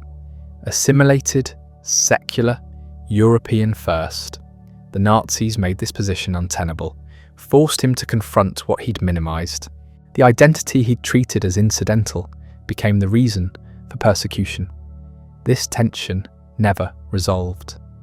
He died still believing in a universal humanity that the world had rejected. The question haunts, was Stefan right? Is the sensitive soul incompatible with the modern world? Must the artist be brutal to survive? Or was his despair a personal failing, not a universal truth? Evidence exists for both positions. Artists survived the camps, created work after. Primo Levi, Paul Celan, Tadeusz Borowski. They witnessed worse than Stefan imagined and still wrote, but they were marked, traumatized, carrying scars that never healed. Celan eventually killed himself too. Levi probably did. The survival came at cost. Stefan chose to avoid that cost. He saw enough. The trajectory was clear. Why wait for confirmation? This logic has merit. It also has danger. Taken to extremes, it justifies giving up before the fight is lost.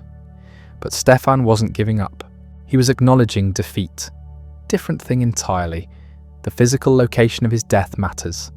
Petropolis, mountain town, tourist destination. He and Lotta could have died anywhere. Rio was available, closer to civilization, easier for authorities. But they chose the mountains, quiet, beautiful, away from the world. The setting reflects the decision. Withdrawal complete. Their last days followed routine. Writing in the morning, walks in the afternoon, simple meals, correspondence. The housekeeper noticed nothing unusual. The decision was made weeks earlier. The execution required only timing, waiting for the right moment, when the drugs accumulated, when the correspondence was complete, when everything was arranged. The notes were detailed, instructions for the housekeeper, letters to publishers, personal messages to friends, everything organized. The control extended to the aftermath, minimizing disruption, making it easy for survivors. Characteristic thoughtfulness even in death. The physical act was peaceful. No violence, no mess, no drama. They took the pills, lay down together, held hands, drifted off. The housekeeper found them the next afternoon, looking like they were sleeping. The police confirmed. No struggle, no second thoughts, clean exit. Brazil's reaction was genuine grief. The country had welcomed him, given him refuge. He'd appreciated it, written about Brazilian culture, engaged with local intellectuals. His death was seen as rejection. Why wasn't Brazil enough? The question missed the point. Nowhere was enough. The problem wasn't location. The funeral was elaborate. State honours, government officials, speeches praising his contribution to culture.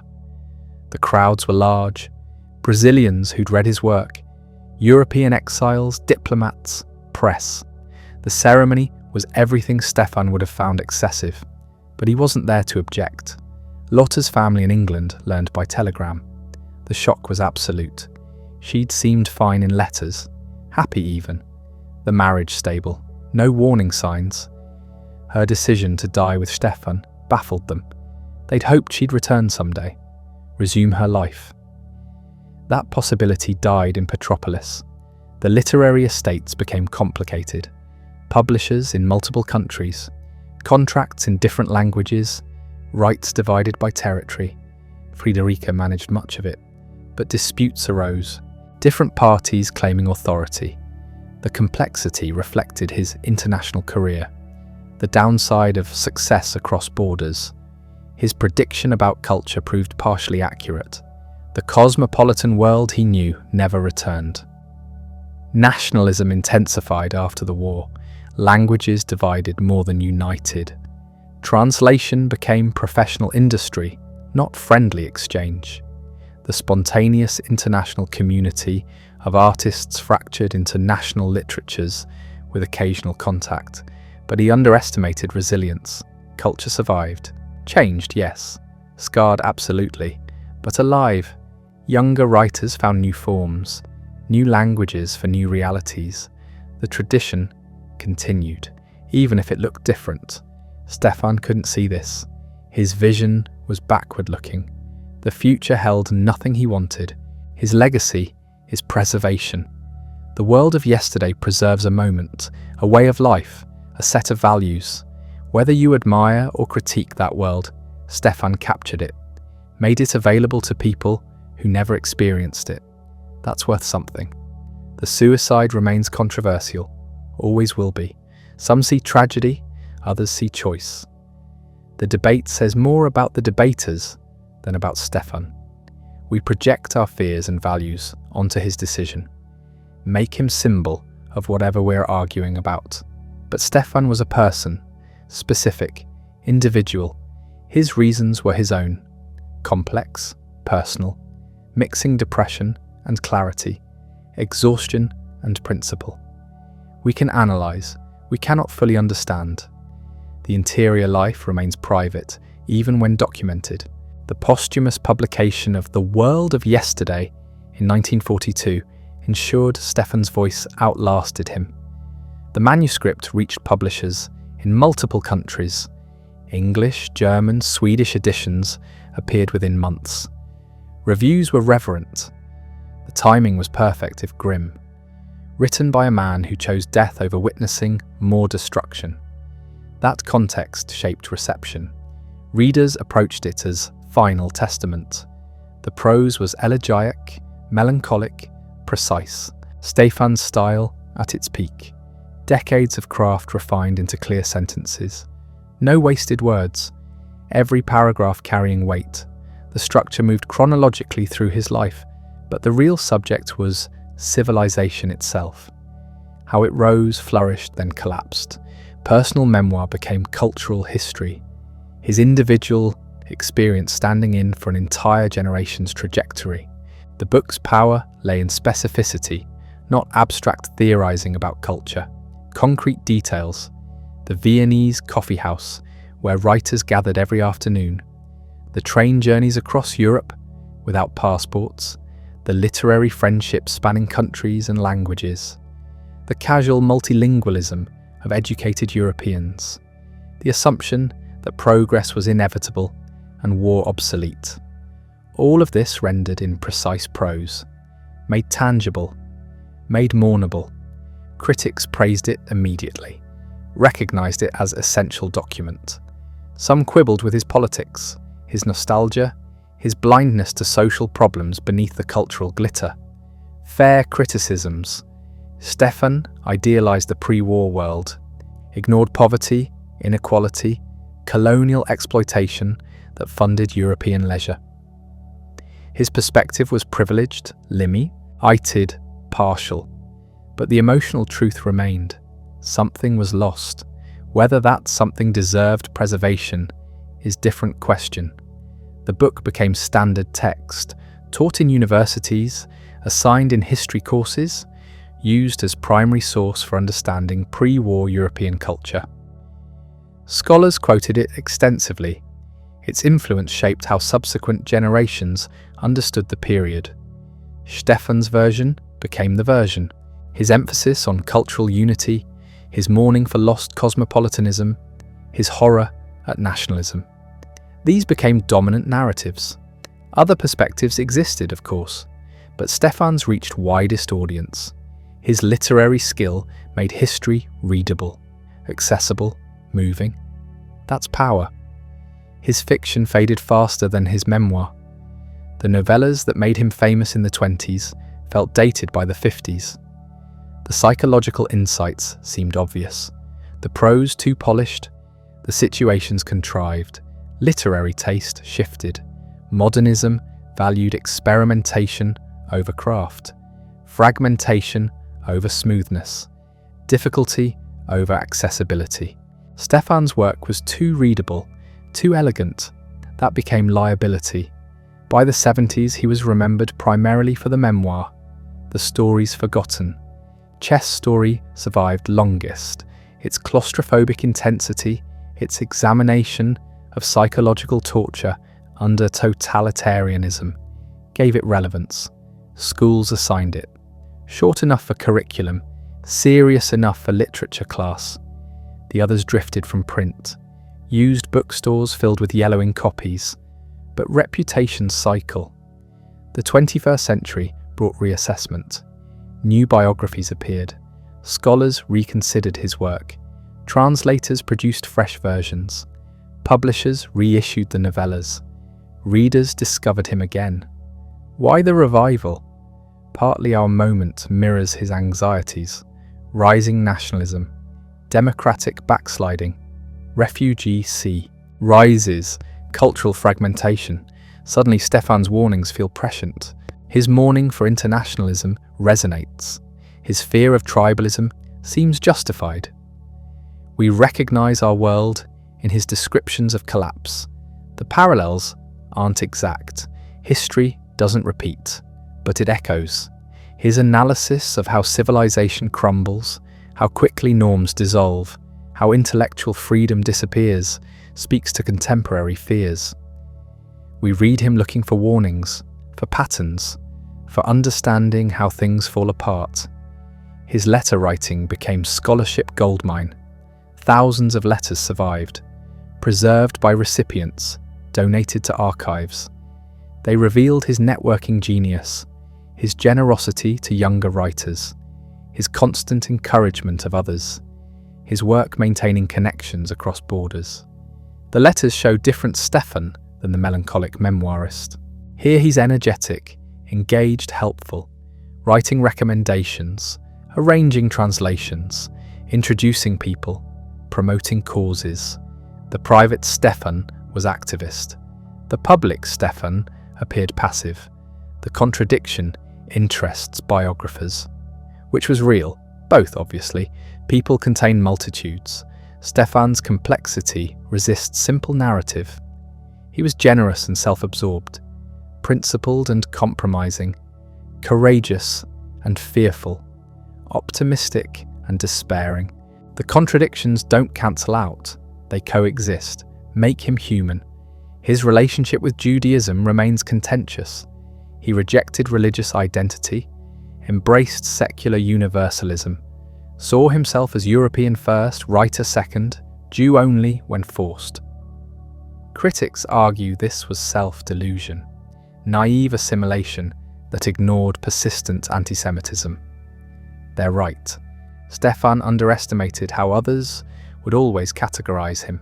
His refusal of Jewish identity didn't protect him. The Nazis considered him Jew regardless. His books burned anyway. His citizenship revoked anyway. His escape necessary anyway. But understanding his position requires context. Many assimilated Jews believed integration possible, believed national identity could replace religious identity, believed culture transcended ethnicity. The Holocaust proved them catastrophically wrong, but judging their beliefs by outcomes they couldn't foresee seems unfair. Stefan lived before Auschwitz was imaginable. His choices made sense in his moment. We know how it ended. He didn't. His marriage to Lotte puzzles people. Why did she die with him?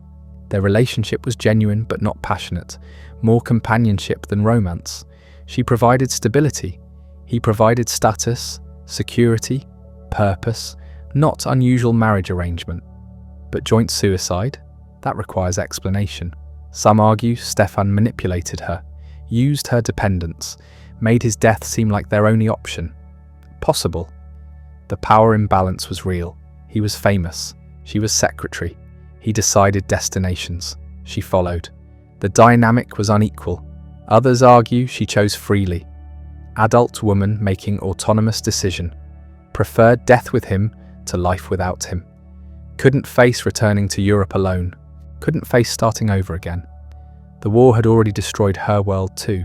We'll never know her interior reasoning. She left no memoir. Her letters are sparse. Her voice mostly absent from record. She exists in his shadow. Even her death overshadowed by his. The feminist critique writes itself. But imposing our frameworks onto her life risks its own condescension. Maybe she made rational choice. Maybe she was coerced. Maybe both somehow. The ambiguity persists. His political legacy is debated. Was he prescient warner or privileged escapist? Did he courageously oppose nationalism or cowardly avoid confrontation? Did his pacifism serve justice or enable aggression? The arguments continue. Right tends to claim him as victim of totalitarianism. Left critiques his bourgeois limitations. Everyone finds evidence for their interpretation. That's how contested legacies work. His influence on later writers is traceable. W.G. Sebald referenced him repeatedly. The melancholic tone, the meditation on loss, the examination of exile. Sebald channeled Stefan. Michael Hoffman translated him. Ali Smith praised him. Contemporary writers discovering his work find surprising relevance. The refugee experience he documented repeats in new forms. The cultural dislocation he described continues. The challenge of maintaining identity across borders persists. His questions remain ours. The archives preserving his papers are scattered. London, Jerusalem, New York. Researchers travel between them, piecing together his life from fragments. Letters here, manuscripts there, photographs elsewhere. The dispersion mirrors his exile. Even his papers, CI, wouldn't stay in one place. The house in Bath became private residence. No plaque marks where he lived. The apartment in Petropolis is gone, demolished decades ago. The places he inhabited erased, only words remain. That would satisfy him. He believed in literature's permanence. Physical spaces decay, Books endure. His faith in that permanence sustained him until it didn't. The translations of his work multiplied. 40 languages, every continent. The cosmopolitan reach he valued achieved posthumously. Readers in countries that didn't exist when he lived discover his books. The irony is obvious. He despaired that culture couldn't cross borders anymore. His own work proves otherwise. Translation continues. Literature circulates. The networks rebuild differently than before, but they rebuild. His pessimism was premature. The academic conferences about him occur regularly. Scholars gather, present papers, debate interpretations. The apparatus of literary study applied to his corpus. He'd find it amusing. He avoided academic language, wrote for general readers. Now professors pass his sentences, theorize his methods, contextualize his politics. That's fame's aftermath. Your work becomes material for others' careers. The tourist industry in Vienna sells Stefan Zweig walking tours. Visit the coffee houses he frequented. See the streets he walked. Stand where he stood. The commodification of nostalgia, selling experience of lost world through sites associated with man who mourned that loss. The irony is thick, but tourists enjoy it, snap photos, feel connected to history. The walking tour becomes its own kind of memory, artificial but meaningful to participants. His influence on Holocaust studies is indirect but real. The world of yesterday provides pre-war context, shows what was lost, not just lives but entire civilization, the cultural texture of European Jewish life before destruction. His memoir is assigned alongside survivor testimonies, provides before to thereafter, makes the rupture visible. The younger generations encounter him differently than contemporaries did. No personal memory of pre-war world, no nostalgia for vanished Europe. They read him as historical document, window into past. The emotional resonance shifts, less mourning, more curiosity. What was it like? His answer, glorious and doomed, both simultaneously. The psychological insight in his fiction still impresses. His understanding of obsession, isolation, desire, fear. The interior lives he depicted feel accurate. Human nature doesn't change completely. His characters' struggles remain recognizable. We feel what they feel. That's craft, making century-old stories emotionally immediate. The debate about whether he was right to die will never resolve. Each person decides based on their values. What matters more? Survival or autonomy? Living or choosing when to stop? Physical continuation or psychological integrity? The questions are ancient. Stefan forced them into specific historical moment, made them concrete. His answer doesn't have to be ours. The ripples from his death spread through exile community. Other refugees heard the news, felt the shock, asked themselves the same questions. Am I next? Can I keep going? Should I? Some drew opposite lesson, determined to survive, to outlast the horror, to bear witness. Others understood Stefan's exhaustion, felt the same weariness. The community divided between those who saw his death as tragedy and those who saw it as reasonable response to unreasonable circumstances. His influence on suicide studies is documented. Researchers examining refugee suicides cite him. The profile fits patterns: elderly, displaced, depressed, loss of status and purpose. The clinical analysis explains some things, not everything. Statistics describe populations. Individuals remain unique. Stefan's reasons were his own, even if they match broader trends. The question of legacy always returns. What did he leave? Books, obviously, the memoir especially, but also a way of thinking about culture, about what matters, about what's worth preserving. His values seem quaint now. Belief in high culture's importance, faith in literature's civilizing power, confidence that art transcends politics. We're more skeptical, more aware of culture's complicity in oppression, more suspicious of universalism. But something was lost when we abandoned his ideals completely. The baby with bathwater. Maybe cosmopolitanism matters. Maybe cultural exchange reduces conflict. Maybe literature does build empathy. His faith wasn't entirely misplaced, just incomplete. His warning about nationalism deserves hearing. He watched it destroy his world, saw how quickly tribalism spreads, how easily people turn on neighbours, how fast civilization's veneer cracks. He documented the descent. We should listen, not uncritically, not assuming perfect parallel, but listen. The patterns he identified recur. His work endures because the questions endure. How do we build culture that crosses borders? How do we maintain identity while embracing others? How do we preserve freedom when fear dominates? How do we keep going when everything collapses? Stefan asked these questions his entire life, tried answering through his writing, through his living. The answers weren't complete, but the questions remain essential. That's legacy enough.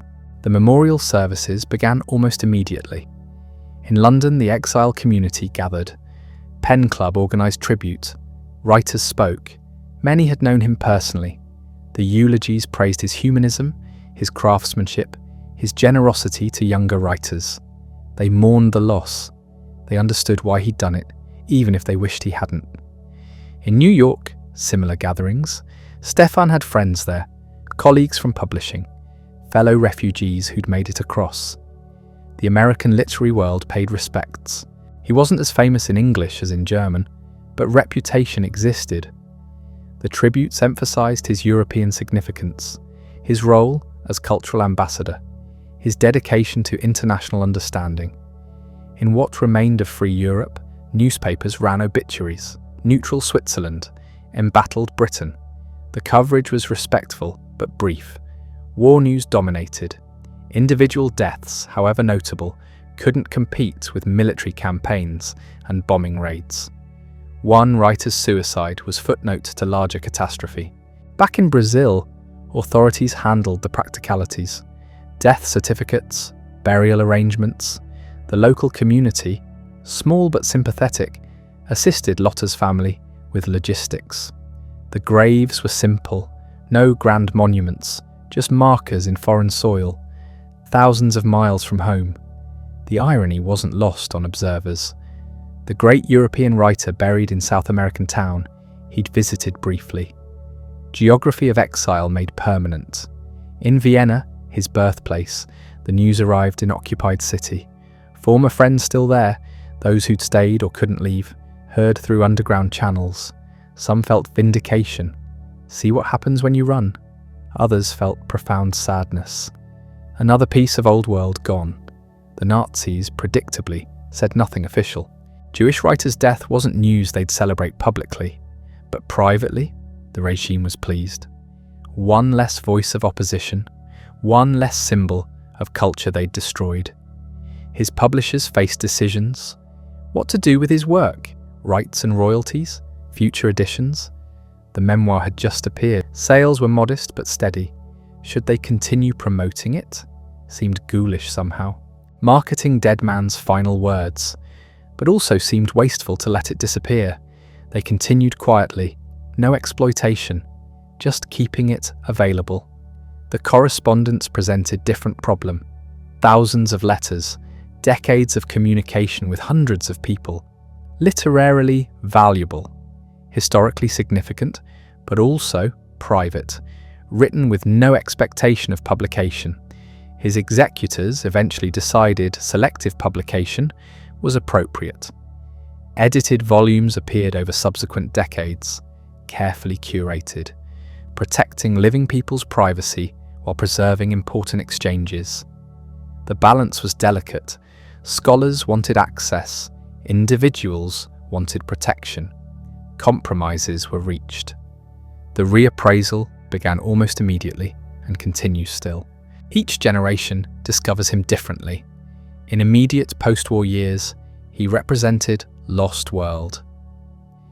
Readers mourned that world through his writing, nostalgia-coloured reception. By the 60s, new questions emerged. Had that world deserved saving? Wasn't it complicit in colonialism, in class oppression, in structures that enabled fascism? His idealization of pre-war culture seemed naive. Critics pointed out blindnesses, his privilege, his limited awareness of systemic injustice, his focus on high culture while ignoring masses, valid criticisms. His perspective was narrow in some ways, product of his class and era. But dismissing him entirely because of limitations throws away genuine insights. The feminist critique came later, his portrayal of women, often seen through male desire, analysed psychologically but rarely given full agency. His female characters are vivid but circumscribed. They feel and suffer beautifully. They rarely act independently. This reflects his era's assumptions but also personal limitations. His relationships with women were complicated. He admired intelligence and talent, but ultimate authority remained male. The work shows this. Modern readers notice. Some find it disqualifying, others contextualize, appreciate what's there while acknowledging what's missing. The debate mirrors larger arguments about canonical writers. What do we do with flawed artists? How do we value work that reflects problematic attitudes? There's no consensus. Probably shouldn't be. Each reader decides. The psychological readings deepened over time. As psychoanalysis became mainstream, critics examined his work through that lens. The obsessions he depicted, the compulsions, the unconscious drives, his characters' neuroses were analysed professionally. Some scholars argued he anticipated therapeutic insights. Others said he simply described what he observed. Either way, the psychological acuity impresses. He understood inner conflict, mapped emotional terrain with precision. That skill transcends historical context. Human psychology hasn't changed fundamentally. We still recognise ourselves in his characters' struggles.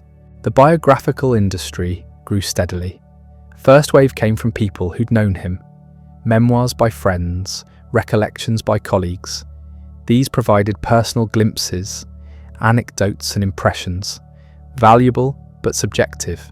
Second wave was professional biographies, researchers accessing archives, interviewing survivors, building comprehensive narratives. These gave fuller picture, documented life in detail, analysed work systematically.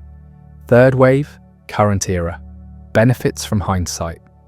Can place him in broader contexts, connect to larger patterns, see what contemporaries couldn't. Each wave adds layers. None captures everything. Biography is always incomplete, subject too complex, sources too limited, biographer's perspective too particular, but accumulation approaches understanding. We know him better now than his contemporaries did in some ways, worse in others. We have archives, they had presence, the translation projects expanded his reach. During lifetime, he was translated widely, but not completely. Many works remained German only. After death, systematic efforts began. Publishers commissioned new translations, updated old ones, made entire corpus available in major languages. English translations improved especially. Early versions were workmanlike but uninspired. Later translators, more skilled, captured his style better. The elegance, the precision, the particular rhythm of his prose. Good translation made difference. New readers discovered him, appreciated qualities that earlier translations had obscured. The process continues. Lesser-known works still being translated, each new version potentially finding new audience. The adaptations multiplied. Film and television discovered his stories. The novellas especially. Compact narratives, psychologically intense, visually dramatic, perfect for screen adaptation. Some were excellent, captured essence while transforming medium. Others missed point, focused on plot while losing psychological depth. The memoir was adapted as documentary. Narration over archival footage, effective but limited. The internal experience, the reflection, the voice. These resist visual translation, work better on page, but adaptations introduced him to people who wouldn't read him, expanded influence, created new entry points. The academic industry is substantial now. University courses, scholarly journals, international conferences, PhD dissertations, the apparatus of literary study. Some of this is valuable. Close reading reveals patterns. Historical research provides context. Theoretical analysis opens new perspectives. Some is pointless. Jargon-filled papers read by nobody. Obscure arguments about minor points. The profession's tendency towards self-referential complexity. But overall, academic attention keeps him alive. Students encounter him. Some become lifelong readers. The cycle perpetuates. The question of relevance persists. Why read him now? What does he offer contemporary readers? Several answers emerge. First, the writing itself. Craft matters. He was exceptionally skilled. Studying his technique teaches narrative art, how to structure story, how to develop character, how to control pace. These lessons are timeless. Second, the historical witness. His testimony about Europe's collapse, the descent into barbarism, the destruction of cosmopolitan culture. We need these warnings. Patterns recur. Third, the psychological insight. His understanding of obsession, of desire, of fear. These remain relevant. Human nature persists. Fourth, the ethical questions. How do we live when civilization fails? How do we maintain values when institutions collapse? How do we choose what matters? These aren't abstract, they're urgent. Every generation faces versions of them. The personal connection readers feel surprises people. His world is distant, his concerns seem remote, yet something bridges gap. Maybe the voice, intimate, reflective, honest. Maybe the vulnerability. He admits doubt, shares fear, confesses failure. Maybe the humanism. Despite everything, he believed in human potential, in kindness and understanding, in culture's power to connect. That faith moves people, even when we can't share it completely. We want to believe he was right, that books matter, that art transcends politics. That understanding is possible? The current moment tests these beliefs. Polarization increases, common ground shrinks, tribalism intensifies. His vision of cosmopolitan culture seems naive, but maybe necessary. Maybe the naivety is courage, insisting on connection despite evidence suggesting futility. His relationship to Judaism remains complex discussion, but Nazis classified him racially, made him Jewish, whether he identified that way or not. The forced identity shaped his final years. Scholars debate how central this was to his experience. Some argue it was peripheral. He thought of himself as universal humanist. Others insist it was central. He couldn't escape it. History wouldn't let him. Both positions have merit. Identity is complicated, particularly for assimilated Jews of his generation. They'd believed integration was complete, that heritage was private matter, that nationality transcended ethnicity. The man who thought he belonged everywhere discovered he belonged nowhere. The Memorialization continues evolving. Plaques mark places he lived. Streets bear his name in some cities. His birthplace in Vienna is heritage site. Museums include him in exhibitions about exile and literature. The physical markers accumulate, but real memorial is readership. People still opening his books, still encountering his voice, still thinking about his questions. That's what he would have wanted. Not monuments, not ceremonies, just readers, the conversation continuing, the work living. The counterfactuals are inevitable. What if he'd survived? What would post-war years have brought? Would he have returned to Europe? Probably not Austria, too painful. Maybe Switzerland, maybe stayed in exile. Would he have written more? Probably. The memoir suggests he had more to say. Would the work have been different? Certainly. Post-war world required different responses. The magnitude of Holocaust, the atomic bomb, the Cold War, these would have demanded engagement. We can't know what he would have written, only that he didn't get the chance. The final assessment remains impossible. Too soon still. Too close. Literary reputations take centuries to settle. He's been dead 80 years. That's nothing in literature's time span. Shakespeare's been dead 400 years. Still argued about. Dante, 700. Plato, 2000. The arguments never end. That's how it should be. Living literature provokes continuous debate. If everyone agreed, the work would be dead. Stefan provokes disagreement about his politics, his aesthetics, his choices, his legacy. That's vitality. The conversation continues because the questions remain open. What we can say definitively is this: he witnessed crucial historical moment, documented it with unusual insight, created substantial body of work. Some brilliant, some merely good. All distinctively his. He tried living according to principles, succeeded partially, failed partially, like everyone. He made final choice that was his alone to make. We can judge it or not. Doesn't change what happened. He's gone. The work remains.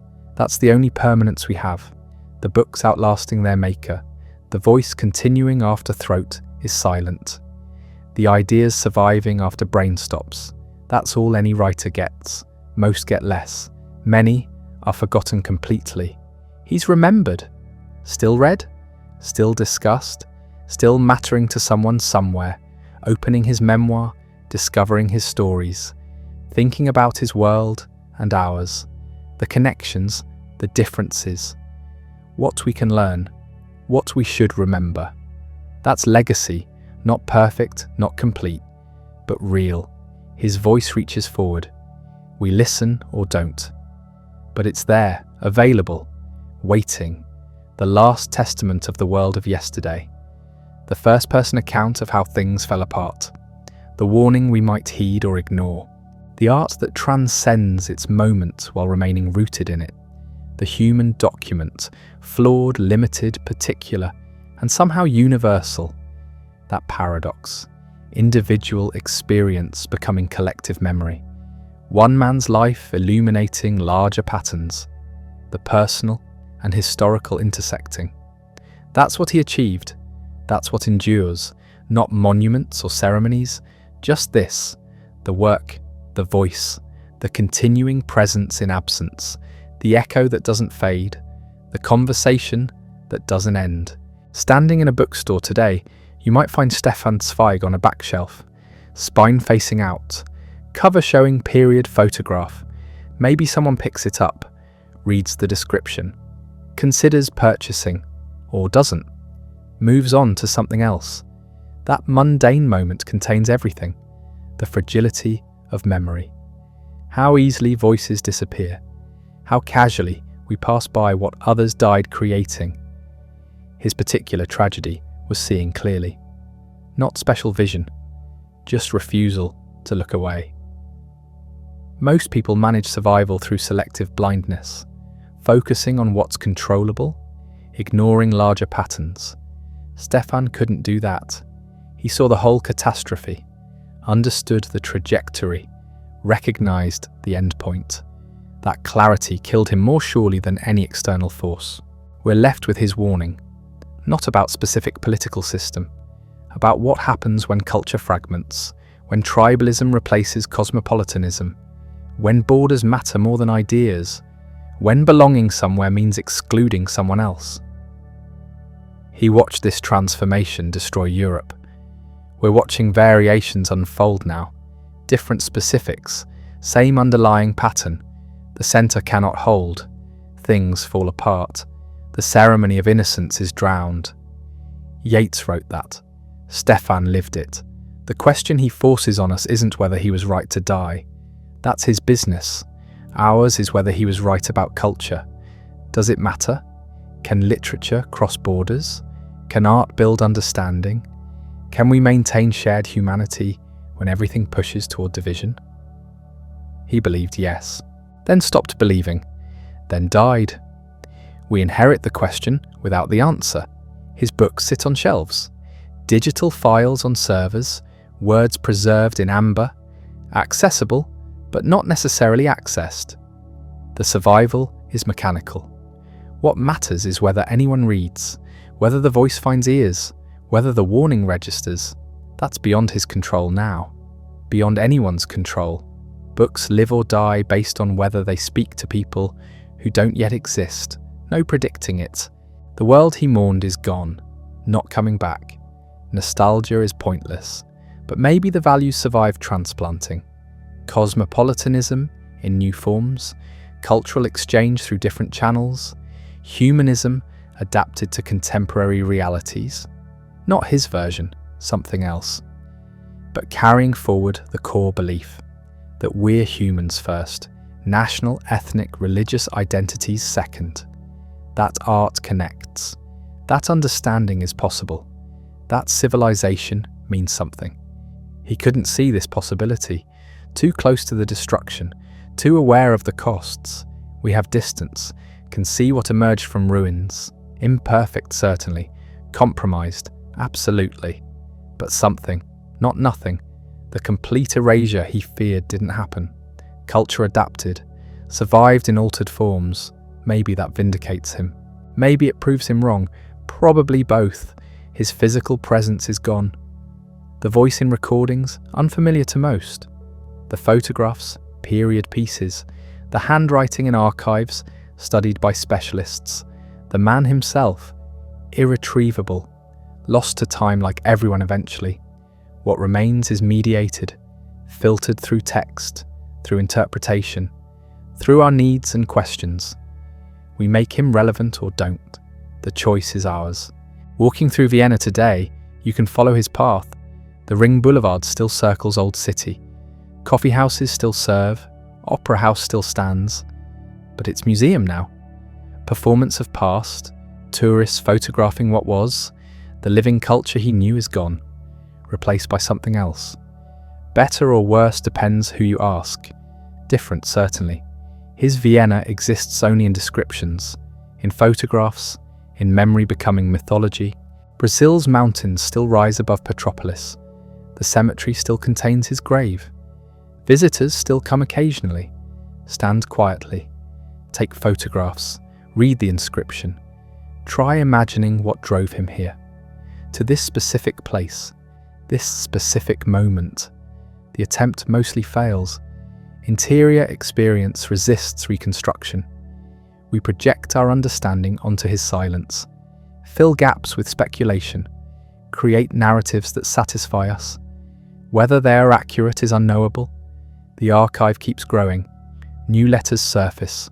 Documents emerge from private collections. Scholars discover connections. Each edition changes picture slightly.